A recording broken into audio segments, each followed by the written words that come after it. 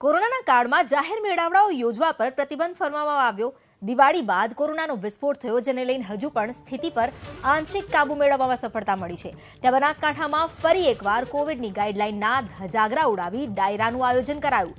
બનાસકાંઠાના વડગામડા ગામે ડાયરો યોજાયો, જ્યાં મોટી સંખ્યામાં લોકો ઉમટ્યા અને તેમનામાં ન તો સામાજિક અંતર જળવાયું, એટલું જ નહીં, ડાયરામાં ભાગ લેવા આવેલા લોકો માસ્ક વિના જોવા મળ્યા। ડાયરામાં 10 થી વધુ કલાકારો સ્ટેજ પર માસ્ક વગર જ જોવા મળ્યા અને ડાયરામાં આવેલા લોકોએ પણ માસ્ક પહેરવાની તસદી ના લીધી। હવે અહીં સૌથી મોટો સવાલ એ છે કે કોરોનાનું સંક્રમણ ફેલાશે તો જવાબદાર કોણ? શું કરી રહી છે બનાસકાંઠાની પોલીસ? કોરોનાના કાળમાં આવા તમાશા પર પ્રતિબંધ છે, છતાં કેમ ડાયરાનું આયોજન કરવામાં આવ્યું? સૌથી મહત્વની બાબત તો એ છે કે વડગામડાના ધનજી પટેલ નામના વ્યક્તિએ આ ડાયરાનું આયોજન કર્યું હતું અને એટલું જ નહીં, થરાદના ડીવાયએસપીનું પત્રિકામાં મુખ્ય મહેમાન તરીકે નામ પ્રસિદ્ધ કરાયું હતું। જો કે ડીવાયએસપી કાર્યક્રમમાં હાજર ન હતા।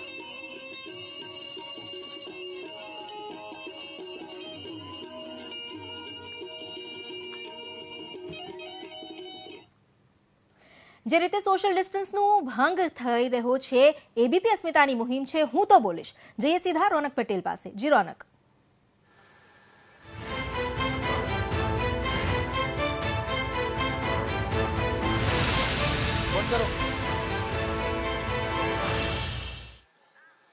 નમસ્કાર, હું તો બોલીશમાં આપનું સ્વાગત છે। આ વાત આજે બોલવાનું બનાસકાંઠા પોલીસની સામે। જી હા, બનાસકાંઠામાં રોજ નવો તમાશો બને અને પોલીસ અધિક્ષક સહિત પોલીસનો સ્ટાફ તમાશો જોતો રહે। વિઝ્યુઅલ સામે આવે, વિડીયો સામે આવે, મીડિયામાં અહેવાલ આવે, ત્યારબાદ ડીએસપી વાર્તા કરે કે અમે પોલીસ ફરિયાદ નોંધીશું। સવાલ એ છે કે બનાસકાંઠા પોલીસના નાકના નીચે આટલો મોટો તમાશો થયો, કેમ પોલીસને ખબર ન પડી? કેમ પોલીસે ગઈકાલે જ ઇન્ટરવ્યુ ન કર્યું? કેમ પોલીસે ડાયરો ન રોક્યો? જે બીમારી ફેલાવાની છે, જે સંક્રમણ ફેલાવાનું છે, એ સંક્રમણ થયું છે। પૂજાબેન યાદવ જોડાયા છે। પૂજા યાદવજી, તમારું સ્વાગત છે। પણ સવાલ એ છે કે આ પ્રકારનો કાર્યક્રમ બનાસકાંઠામાં થયો, पुलिसना ध्यान में केम ना हुई बेन? ये कुछ दिन पहले हमारे पास परमिशन के लिए आए थे और वो परमिशन हमने रिजेक्ट कर दिया था, ठीक है। तो उसके बाद भी इन्होंने ये जो ऑर्गेनाइज किया, तो इसलिए हमें ये मतलब ये बहुत सीरियस इशू है, तो इसके अगेंस्ट में कड़क से कड़क कार्रवाई होगी। इसमें सिर्फ 188 से नहीं, हम 308 आईपीसी रजिस्टर करेंगे इसमें, और आगे से किसी भी कार्यक्रम को ऐसे परमिशन या कुछ भी अगर हमें लगेगा कि ऑर्गेनाइज होने वाला है, तो उसमें हम पहले से ही कड़क कार्रवाई रखेंगे। लेकिन मैम, जो इन्विटेशन कार्ड छपा है उसमें चीफ गेस्ट के तौर पे आपका नाम छपा है। क्या पुलिस डिपार्टमेंट का इतना भी खुफिया तंत्र नहीं है कि आप तक जानकारी पहुंचे कि आपका नाम का गलत इस्तेमाल किया गया है?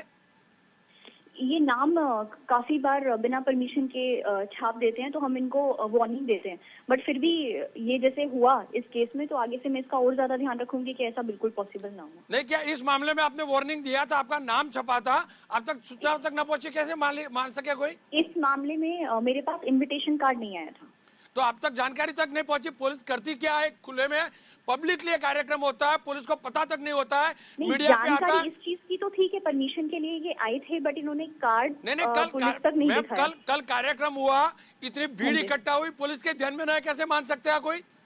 पुलिस क्यों इंटरव्यू नहीं करती है? मीडिया में आता है, फिर बात करते हैं आप।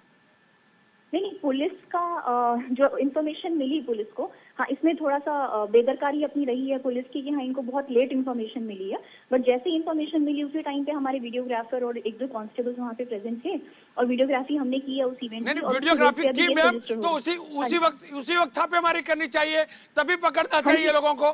आप बोल रही है कि वीडियोग्राफी पुलिस ने की है, तो उसी वक्त रेड करनी चाहिए थी आप लोगों को, वहीं पे रोकना चाहिए कार्यक्रम। जी, उसके लिए हम ये अभी कार्रवाई कर ही रहे हैं। अभी केस रजिस्टर्ड हो रहे हैं, ऐसा नहीं है कि नहीं हो रहा है, केस रजिस्टर्ड हो रहे हैं, और बहुत सारे लोग थे, इतने केसेस रजिस्टर करने में थोड़ा टाइम लगेगा। नहीं तो क्या लोकल पुलिस जो थी, जो लापरवाह थी, उसके खिलाफ मामला होगा या नहीं होगा? और क्योंकि आप बता रही है कि आप लोगों ने पुलिस बेदरकारी होगी, जिसका भी हमें लगेगा कि बेदरकारी है, तो उसको हम इन्वेस्टिगेट करके हम उनके अगेंस्ट एक्शन लेंगे। लेकिन मैम, पुलिस रिकॉर्डिंग करती है और छापेमारी नहीं करती है, कार्यक्रम को रोकती नहीं है, कैसे मान सकते हैं? देखिए, ऐसा नहीं है कि कार्यक्रम जो हुआ उसका जो हमें वो रहा इंटेलिजेंस अपना इसमें थोड़ा वीक रहा है कि हमें बहुत लेट इन्फॉर्मेशन मिली इस चीज की। तो रात को उठा लेना चाहिए आयोजकों को, रात को उठा लेने की जरूरत थी, रात को ही कार्यवाही करने की जरूरत थी, लेट तो मिली ना मैम। हाँ, रात को ही कार्रवाई मतलब ये हुआ ना कि उस टाइम पे डिस्पर्स हो ही रहे थे ऑलमोस्ट। थोड़ा बहुत हमारे पास वीडियोस हैं इसका प्रेजेंट, थोड़ा बहुत मीडिया से भी हमें मिला है, तो उसके बेस पे हम एक्शन ले रहे हैं। तो ये एक केस हुआ है, सिंगल इवेंट, दोबारा ऐसा कभी नहीं होगा। उस मैम चीज का एक हम बंदा बाइक लेके बिना मास्क जाता है, आपकी पुलिस 1000 रुपया पकड़ ले लेती है, तुरंत पर्चा काट देती है। यहाँ सैकड़ों की तादाद में लोग इकट्ठा होते जमा होते हैं और कार्रवाई के लिए इंतजार किया जाता है सुबह तक का। नहीं, इस चीज का जो हमसे परमिशन लेने आए थे तो हमने मना कर दिया था। तो परमिशन के बिना वो ऑर्गेनाइज करेंगे ऐसा एक्सपेक्टेशन नहीं था, क्योंकि क्या- हर किसी चीज में परमिशन लेते हैं। तो परमिशन ही हमने नहीं दिया उस चीज का, जी। उसके बाद भी उन्होंने ऑर्गेनाइज किया, जी। तो वो बहुत सीरियस इशू है। जी मैम, आपके बहुत बहुत शुक्रिया। मैं अपेक्षा करूंगा कार्रवाई, ठोस कार्रवाई हो, सिर्फ दिखावा न हो, क्योंकि पुलिस के पास सूचना थी, रिकॉर्डिंग हुआ था। हमारे साथ अपनी साथे धनजीभाई जोड़ा। धनजीभाई, તમાશો શું મળ્યો તમે? હા, કેમ ગુજરાત તમારું એવું સમજી બેઠા તમે? શું કહો છો સર? ધનજીભાઈ, આ તમાશો શું કરેલો કાલે તમે? હા સર, એ તમાશો એવું હતું કે એ પ્રોગ્રામ જો એ આપણે પત્રિકાઓ છે પણ એ ગામમાં રાખ્યું હતું, કારણ કે ગામમાં હજવાય નતું, એટલે આપણે ખેતરે લાઈવ માટે સ્પેશિયલ પર્સનલ રાખ્યું હતું અને મહેમાનોને જ આમંત્રણ હતું, બીજા કોઈને આમંત્રણ નતું. એસપી બેન તમારી જોડે એસપી બેન કહેતા હતા કે તમે ખોટું નામ છાપ્યું, તમામ ધારાસભ્યો કે ખોટું નામ છાપ્યું, આ બધા ધારાસભ્યો એપ્રુવલ આપી હતી નામ છાપવાની વાત થઈ હતી તમારી? અરે નામ છાપવાની છે પણ મુખ્ય મહેમાનોમાં બોલાવી તો શકીએ ને મોટા ભાઈ. નહીં વાત થઈ હતી તમારી? હા, મેં નામ છાપ્યા પછી મેં કોલ કર્યા કે તમે હાજરી આપજો, આપણો પ્રસંગ છે પોતાનો મારે ઘરે કોને આ હતો. પાડી હતી હું આવીશ કે કોણ કોણ હતા તમારા મુખ્ય મહેમાન? મુખ્ય મહેમાન કાલે તો બધા પછી સેક્ટર 16 વાળા હતા, કોઈ જાહેર વ્યક્તિ તો હતા જ નહીં નામાંકિત. ને તમે આ ધારાસભ્યોનું નામ છાપ્યું, આ એએસપી મેડમ નું નામ છાપ્યું, એમનો કન્સર્ન લીધો તો એમને ચોખ્ખું કીધું હતું કે મેં ના પાડી હતી, પરમિશન નહીં આપેલી? હા, એટલે પરમિશન જાહેરમાં તો ના જ આપે, આપણે જાહેરમાં પેલું રાખવાનું હતું, પણ જાહેર કેવી ટાઈપનું કે લાઈવ પબ્લિક માટે લાઈવ રાખવાનું હતું. ખાલી મહેમાનોને નહીં બોલાવવાના હતા, આપણે 200 થી વધારે લોકો ભેગા નતા સાહેબ, કરવાના. ડફો બનાવવાના ધંધા બંધ કરો. તમારું લાઇટિંગ ડેકોરેશન છે ને એના ઉપરથી ખબર પડે કેટલા લોકોને બોલાયા હતા. શું વાત કરો છો? બધા મૂર્ખ સમજો તમે? પણ એ તો હું ક્યાં ના પાડું છું, તો થોડુંક હું એકલો તો તમે એમ કહો છો કે 200 મહેમાનો જ બોલાયા હતા, તમે 2000 માણસની વ્યવસ્થા કરી હતી, લાઇટિંગ હતું?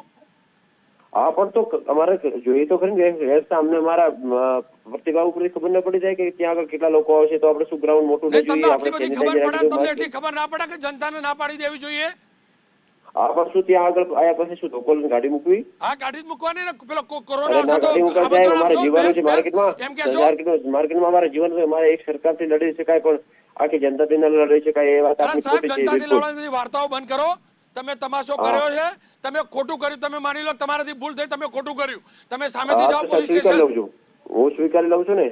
જશો પોલીસ સ્ટેશન, સામેથી સરેન્ડર કરશો અત્યારે કે કાનૂનનો સહારો લઈને જામીન માટે છૂટવાનો પ્રયાસ કરશો? એ તો હું જો મને સાહેબ કોલ કરશે તો હું જઈશ, એની કઈ કશો વાંધો જ નથી. મારી જોડે પરમિશન છે ગ્રામ પંચાયત. પરમિશન ની ના પાડી પોલીસે, મને ચોખ્ખું કહ્યું પરમિશન નહોતી. પરમિશન નથી તો પછી અમે પરમિશન લાવશો ક્યાંથી બતાવવા માટે, પ્રૂફ કરવા માટે? એ બોલો ને. મેડમે મને કહ્યું કે અમે પરમિશન નહીં આપેલી, રિજેક્ટ કરેલી. બરાબર છે, તો પોલીસ સ્ટેશનની પરમિશન ભલે ને એના વાંધો નથી, તો પછી એમને એવું લાગ્યું તો કાલે લડવાનું તો લાઈવ હતું, તો શું સાહેબ ત્યાં આગળ ઓટો નતા મારી શકતા મારા ખેતરે કે ભાઈ આપને માસ્ક મેં આપ્યું, માસ્ક આપ્યું, સેનિટાઈઝર આપ્યું, લોકોના વ્યવસ્થા જાળવી તો થોડું કરી શકું મોટા ભાઈ. આપ ડીવાયએસપી યાદવ મેડમ ને જાણો છો? ના, હું નથી જાણતો. તો એમનું નામ કેવી રીતે છાપ્યું મને સમજાવો. નથી જાણતા તો પણ મુખ્ય મહેમાનમાં લખાવી તો શકું ને, મારે ઘરે પોલીસ ઓફિસરને જાણું છું, ધારાસભ્યો મારા ત્યાં આવશે, રોબ જમવા માટે છાપેલા? શું કહો છો સાહેબ? ના, લાઈવ એટલે કે ગનીબેન કહેતા હતા કે મને નતું પૂછ્યું, ગુલાબસિંહ કે મને નતું પૂછ્યું, ડીવાયએસપી મેડમ કે મને નતું પૂછ્યું, તો નામ છાપવા પાછળનો હેતુ શું હતો? મારે ઘરે પ્રસંગ હોય સાહેબ, તો શું મારે નામ છાપવા કે ન છાપવા? મારે એમને બોલાવવા તો હતો. નહીં, બોલાવવા માટે નામ થોડા છપાય. તમે તો કાલ ઉઠીને પ્રધાનમંત્રી શ્રીનું નામ છાપશો, બીજા કોઈનું નામ છાપશો, તો એવું ના હોય સાહેબ. તો એવું જ કર્યું તમે નામ છાપ્યા ને. તમે આમંત્રણ આપ્યું હતું ને મુખ્ય મહેમાન તરીકે, તો એમને કન્ફર્મેશન આપી નહોતી. તમે કહો તમે જાણતા નથી, મેડમ ને જાણતા નથી, યાદવ મેડમ ને, અને તમે તો આમંત્રણ આપ્યું હતું. એવી ટાઈપ નહીં. તમે હું કાયદાની રીતે બેન નથી જાણતો જ છે, પણ એવી રીતે તો જાણું છું ને કે પૂજાઈ એનો પોસ્ટિંગ ઉપર છે આઈપીએસ. તમે તો આખી દુનિયા જાણો છો, પેલા બિલ ક્લિન્ટન ને જાણો છો, પેલા ટ્રમ્પ ને જાણો છો, એનું નામ છાપશો? એવું થોડું હોય. આપણે જે મહેમાનોની જરૂર હતી એમનું નામ લખ્યું હતું, કેમ ન લખવું? તો એમને આમંત્રણ આપવાની જરૂર શું હતી? તમારે ગેરકાયદેસર કાર્યક્રમ હતો તો અમારી ઘરે કાર્યક્રમ હોય તો કેમ પણ મહેમાનોને ન બોલાવીએ એમ? મહેમાનોને બોલાવવાની મર્યાદા ખબર છે ને તમને? કેટલા કેમ મહેમાન ખબર ન હોય? કારણ કે હું ક્યાં આજનો નવો છું અહીંયા આગળ, એટલે કોરોનાને પણ જાણતા છો, એને આમંત્રણ લખો, એનું નામે લખો ઉપર કે કોરોના આવશે, આપ પણ આવજો. એનો કશું વાંધો નથી, એનો કશું વાંધો નથી. તમે કાયદેસરની જે કાર્યવાહી થતી હોય કરો. હું સરકારની સામે જવાબ દેવા તૈયાર છું. હું ઓથોરિટી નથી, પણ હું ચોક્કસથી ઓથોરિટીને કહીશ કે નહીં ચાલે, આ ભાઈને પકડો, આ ધનજીભાઈને પકડો અને ઉદાહરણ આવે. બરાબર? તમે ધનજીભાઈ તમે ખોટું કર્યું છે, તમે આ તમાશો કર્યો, તમે આ 2000 કે 2500 લોકો હતા ને એમનું સ્વાસ્થ્ય ખરાબ થશે તો એના માટે જવાબદાર તમે છો. કશો વાંધો નહીં, માફ કરજો. અને બને તેટલો હું આજે તમારી કોશિશ કરીશ, ચિંતા છોડો. નહીં, હું ચિંતા નહીં, ચિંતા હવે તમે કરશો. તમે ખોટું કર્યું, હું શું કરવા ચિંતા કરું? તમે ચિંતા કરજો. આ 2000 લોકો બીમાર પડે ને તો એની જવાબદારી તમે લેજો. આ કશો વાંધો નહીં, એની ચિંતા છોડો, એનો કશો વાંધો નથી. મેં જાહેર પબ્લિકને આમંત્રણ આપ્યું નતું અને એ આવી તો મેં એને માસ્ક અને મારા પાસે ગ્રાઉન્ડ મેં રાખ્યું હતું અને બધું મેં રાખ્યું હતું. મને ખબર હતી બેનના નામથી જ પબ્લિક આવશે, એટલે એનો મને કશો વાંધો નથી, એના મને કોઈ તકલીફ નથી. અને જે પણ સરકાર મારી સામે આક્ષેપો કે ઠરાવ કરશે મને મંજૂર છે. કબૂલ ને ધનજીભાઈ કે મને ખબર હતી જનતા આવશે બેનના નામથી, એટલે આવશે એટલે શું આપણા સંબંધીઓ શું ના આવે તમે પેલા એમ કહેતા હતા 200 આમંત્રિતો જ કર્યા હતા, હવે કોઈ બેનના નામથી જનતા આવશે? એમ નહીં, બેનના નામથી જ આવે, ફેન ફોલોઈંગ હોય એટલે આવે જ, એનો કશું વાંધો નથી. એની ચિંતા તમે છોડો.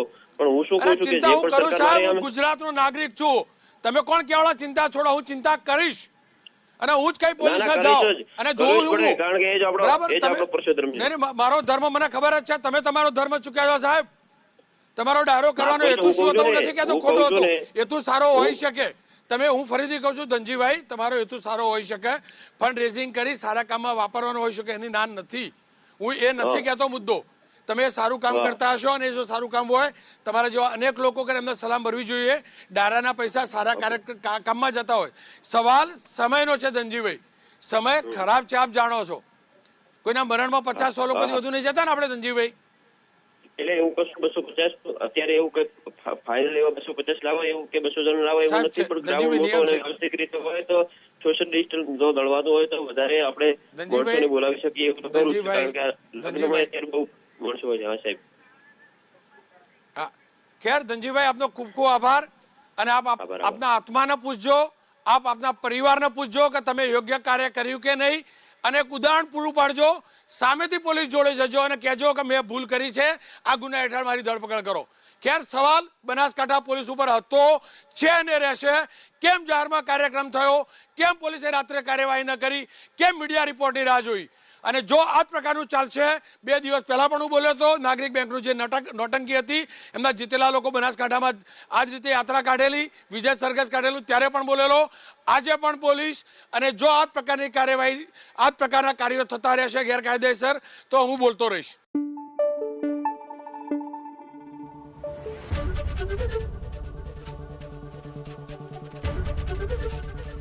એબીપી અસ્મિતા, ગુજરાતની અસ્મિતા.